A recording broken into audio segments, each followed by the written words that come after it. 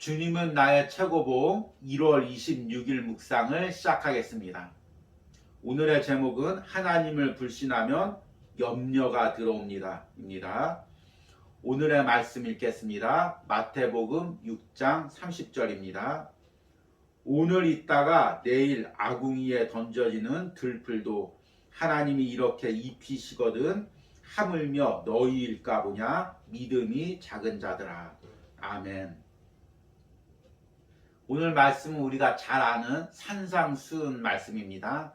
산상수훈은 예수님께서 무리들을 불러 모으시고 산 위에서 하신 말씀입니다. 오늘 말씀에서 예수님은 하루하루의 삶을 염려하는 하나님의 자녀들에게 염려하지 말라고 이야기합니다. 하찮은 들풀도 공중에 나는 새도 하나님께서 돌보시거든 하물며 하나님의 자녀일까 보냐라고 말씀하시면서 우리가 염려하지 말고 하나님께 맡기라고 이야기하고 있습니다. 이 말씀을 여러 가지로 해석할 수 있지만 저는 1월 2일 날 주님은 나의 최고봉을 통해서 묵상했던 이 오스왈드 챔버스의 글이 떠오릅니다. 걱정이 하나님 앞에 얼마나 무례하고 부적절한 것입니까? 저자는 걱정이 단순히 불신앙이라고 이야기하지 않고 하나님께 무례하다고 이야기합니다. 여러분, 걱정이 하나님께 무례하다는 그 의미를 어떻게 받아들입니까? 무례하다는 말은 아랫사람이 윗사람에게 버릇없이 하는 행동이나 말을 의미합니다. 내가 내 삶에서 걱정을 하고 있는 것은 내가 섬기는 주인이신 하나님께 무례한 생각과 말을 한다는 것입니다. 이 의미가 어떤 의미일까요? 오늘 묵상에서 한번 우리 함께 들어보도록 하겠습니다. 오늘의 묵상입니다. 우리가 진실하지 않으면 주님의 진실하신 말씀도 언제나 수수께끼처럼 들립니다. 어떻게 하면 주님이 진실한 것처럼 우리도 진실할 수 있습니까? 주의 성령을 받음으로 성령을 인식하고 의지함으로 성령께서 하나님의 말씀을 생각나게 하실 때 성령을 순종함으로 우리의 삶은 놀랍도록 진실하게 될 것입니다. 주님은 나와 주님과의 관계를 중요하게 여기십니다. 무례하게 주님보다 더 잘 알고 있다고 생각할 때마다 우리는 영적으로 뒤로 물러나게 됩니다. 이는 하물며 너희일까 보냐는 하늘 아버지의 약속을 불신하고 마음속에 염려가 들어오는 것을 허락한 것입니다. 공중의 새를 보라. 새들은 자신들 안에 있는 본능에 따라 살아갑니다. 한편 하나님께서는 그것들을 보살핍니다. 즉 당신이 당신 안에 계신 성령을 순종하는 가운데 주님과 바른 관계를 유지하고 있으면 하나님께서 당신의 깃털들을 보살피실 것입니다. 들에 피는 백합화가 어떻게 자라는가 생각해보라. 이것들은 심기운 곳에서 자라납니다. 우리 중 많은 사람들은 심기운 곳에서 자라나는 것을 거부합니다. 결과적으로 아무 곳에도 뿌리를 내리지 못합니다. 예수님은 우리가 하나님이 우리에게 주신 새 생명에 순종하면 하나님께서 다른 모든 것을 해결해 주실 것이라고 말씀하셨습니다. 예수님의 말씀을 믿을 수 없습니까? 하물며 너희일까 보냐를 경험하지 못한다면 이는 우리가 하나님께서 주신 새 생명에 순종하지 않고 여러 복잡한 고민들 가운데 사로잡히기 때문입니다. 마음껏 주님의 사역에 집중할 수 있는 시간에 우리는 얼마나 많은 고민과 질문으로 하나님께 걱정을 끼칩니까? 성결이란 어떤 특별한 한 가지를 향해 끊임없이 자신을 구별해 드리는 것입니다. 우리는 단 한 번의 결심을 통해 영원토록 성결할 수 없습니다. 매일 자신을 성결케 해야 합니다. 나는 매일의 삶 속에서 자신을 끊임없이 하나님께 따로 구별해 드립니까? 저는 주님은 나의 최고봉을 묵상하면서 한 가지 의문이 있었습니다.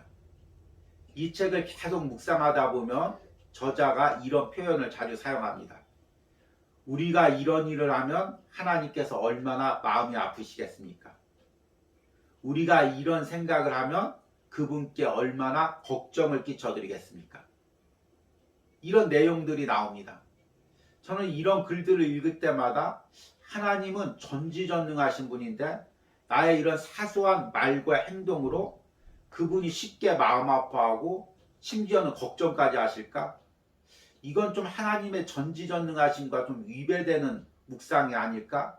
이런 생각을 해보았습니다. 여러분들은 어떻습니까? 그런데 이 책을 묵상하면서 저자가 마음속에 있는 하나님과 얼마나 깊은 인격적 관계를 맺고 있는지를 깨달은 다음부터는 이 글의 의미가 새롭게 와닿았습니다. 오스왈드 챔버스는 단순히 하늘에 있는 하나님을 섬긴 것이 아니었습니다. 그는 자기 안에 들어와 계신 하나님과 매일의 삶에서 인격적 관계를 맺었습니다. 지난 시간에 말씀드렸듯이 인격적 관계란 소중한 친구나 사랑하는 아내가 옆에 있듯이 그분과 대화하는 신앙입니다.